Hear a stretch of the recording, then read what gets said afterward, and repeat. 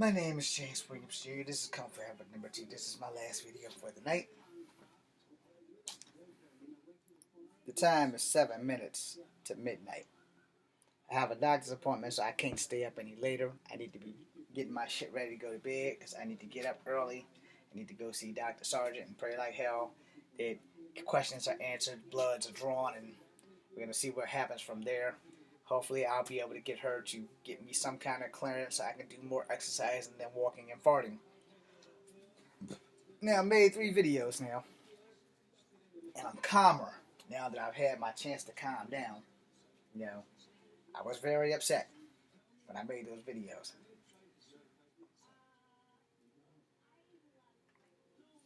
Tea is great. I try not to be a violent person on Comfort Habit number 2. I do my best to not do that. But I also tell you guys, because I don't have anybody watching. I got 25 followers, and I thank you all, 25 of you, for giving me an outlet to get my stress out, to have some friends, because I don't really have that many friends, because I'm honest. Nobody likes an honest person. So thank you for that. This isn't really a thank you video. I'm just getting that out the way. I'm an individual who has gone through more hell in the 44 years that I've been on Earth than anyone I know that's not homeless or crippled or an amputee.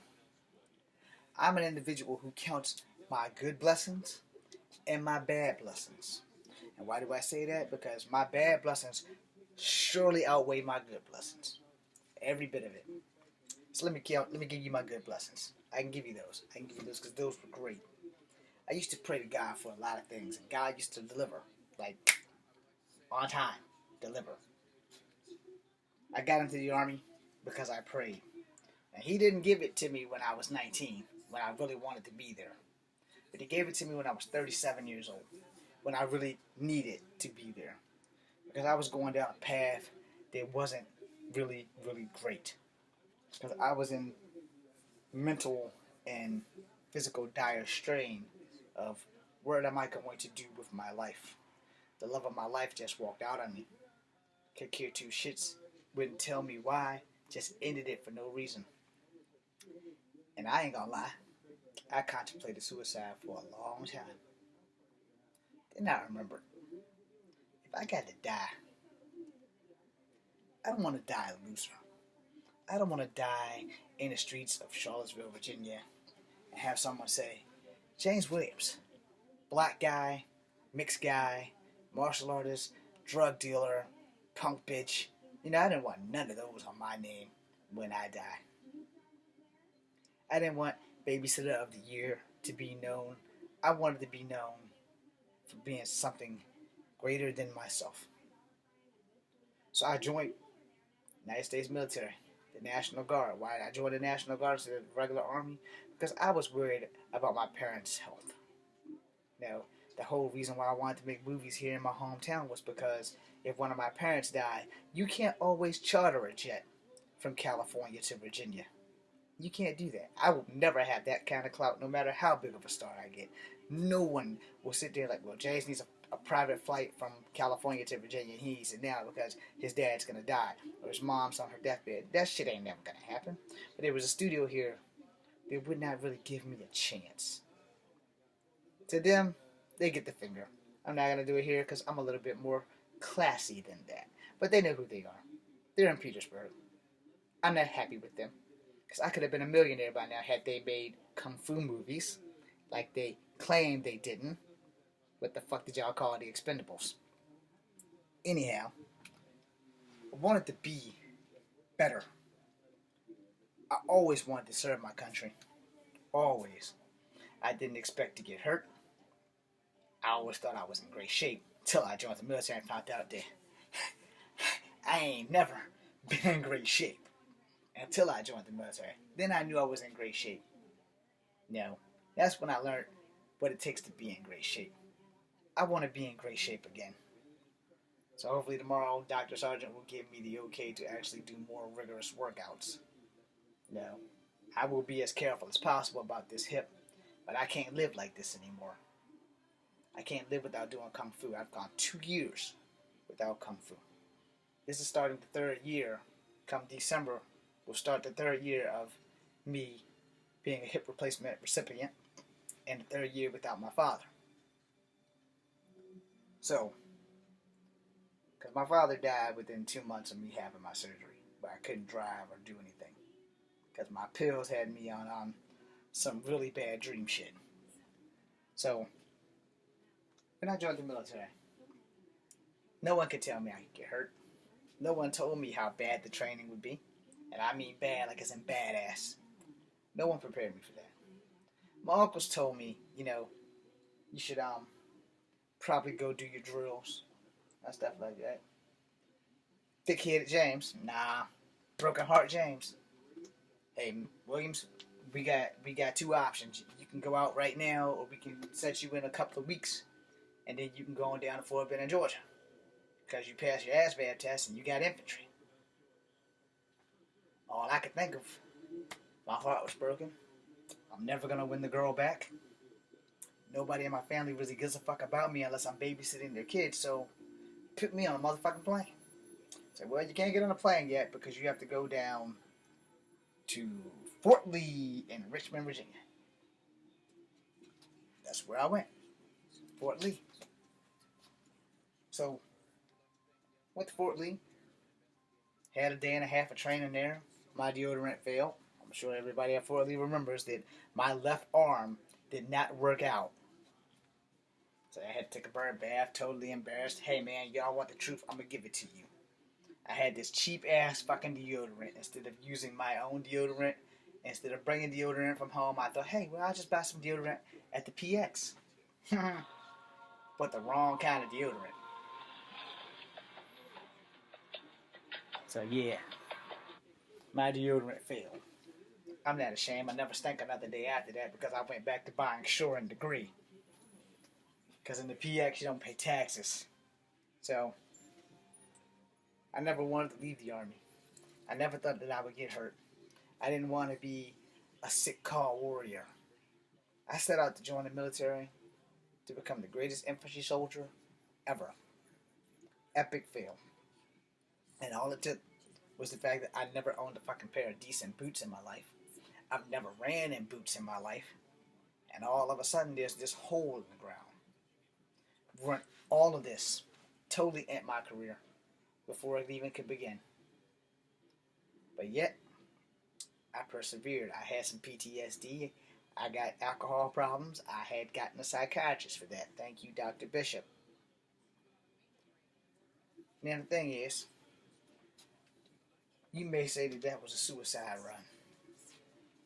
I say it was a man trying to find himself and trying to become something that he was meant to be. A real hero. When I was a kid, I wanted to be a cop because it was the closest thing I could get to being Spider-Man. It's the closest thing I could get to being a superhero. And even though the X-Men are outlaws, it was the closest thing I could be to being a hero and helping people. I didn't want to be a fireman because I didn't like fire. Later in life, I would really grow to hate fire because hot water and stuff burnt off my face. So, when I became a soldier, for that little bit of time in training, it was the best 5 months of my life. It might not seem like it at the time, but when I look back on it now, it's the best 5 months of my life. And I tell people all the time, had I not got hurt, had I gotten in when I was 20 years old, I never gave it up without a bullet in my head. And this is why. See, when black people do stuff, we don't want to do stuff to help our own people. We don't want to do stuff to help other people. Which is why we have so many black people behind bars, because they want to be thugs. They want to be bullies. They want to be people who don't give a shit about nobody but themselves.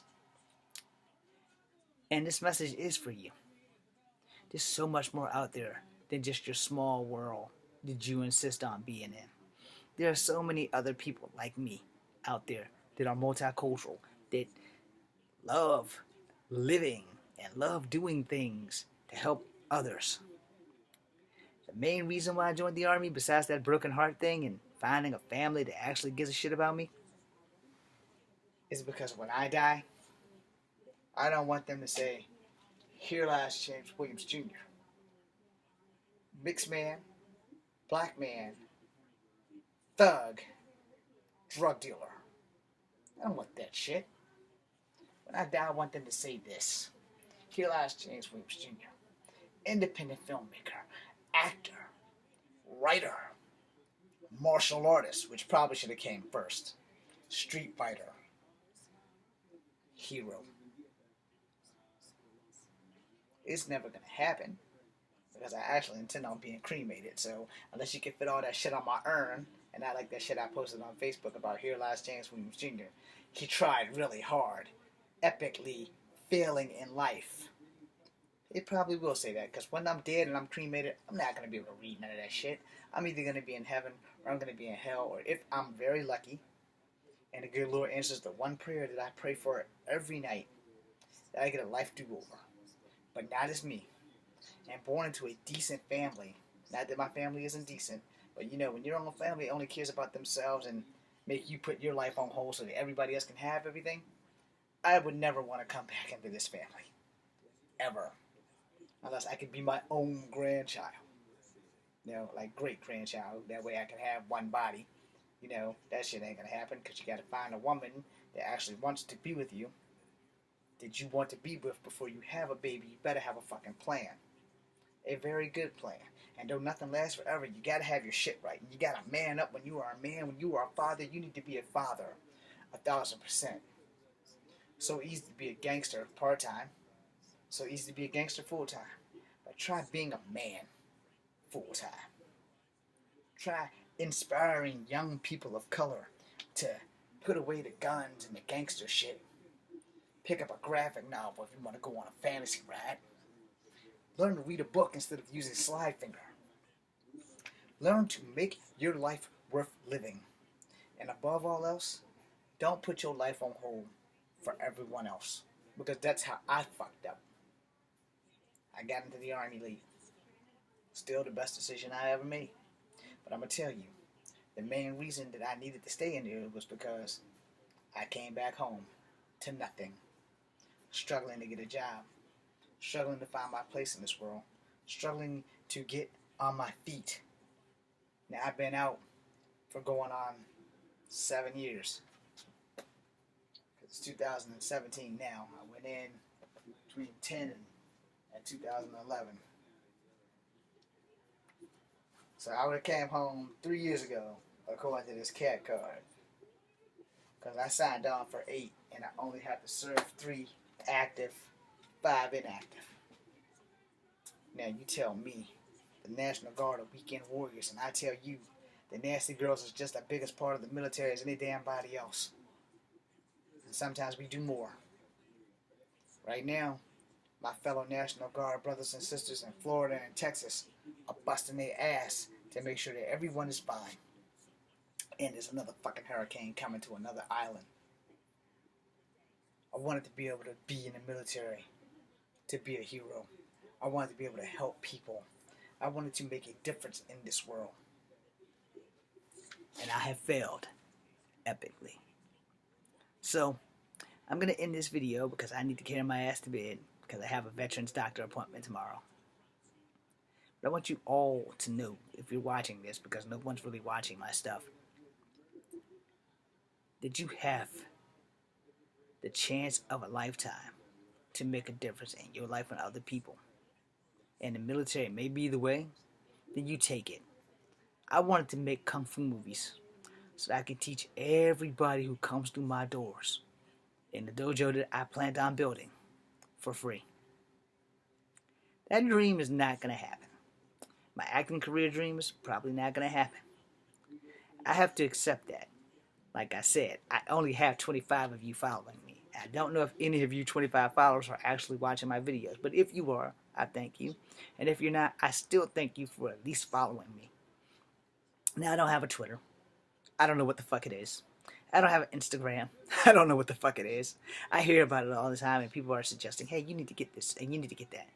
But, you know, if I don't know how to fucking use it, you know, I don't know if slide finger works the same as it does on a Facebook Messenger thing, you know, then I have no clue on what it is. I have 800 friends on Facebook, It would be nice if all of you joined me here. And, just watch me for sympathy at least.